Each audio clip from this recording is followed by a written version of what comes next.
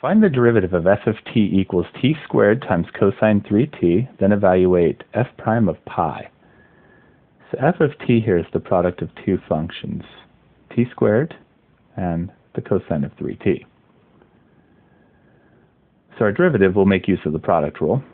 It will be the derivative of the first, which is a 2t, times the second left alone, cosine of 3t, plus the first left alone, t squared, times the derivative of the second, which is a negative sine of 3t, but then we have to multiply by the derivative of the inside, since it's not just a t, but rather a 3t, to complete the chain rule.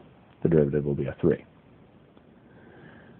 So f prime of t equals to, I'll leave this first term alone, write it exactly as we see it, and then the second term I'm going to move the 3 and the negative, everything's multiplying here, to the front. So negative 3, and then the t squared, and then the sine of 3t. So there's our derivative, f prime of t.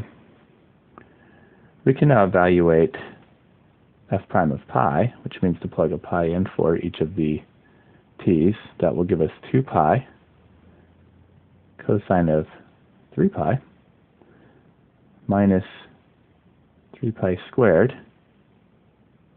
and sine of 3 pi.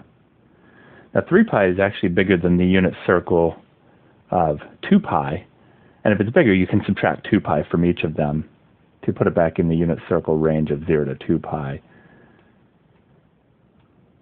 So if we subtract 2 pi inside the phase of each of these trig functions, 3 pi minus 2 pi is pi, and that's an equivalent result for the trig functions.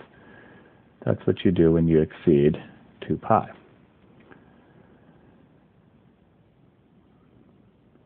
So what we have here is 2 pi times the cosine of pi, that's a negative 1, and then minus 3 pi squared times the sine of pi, which is a 0. And this gives us a negative 2 pi, and then 0 times anything is 0.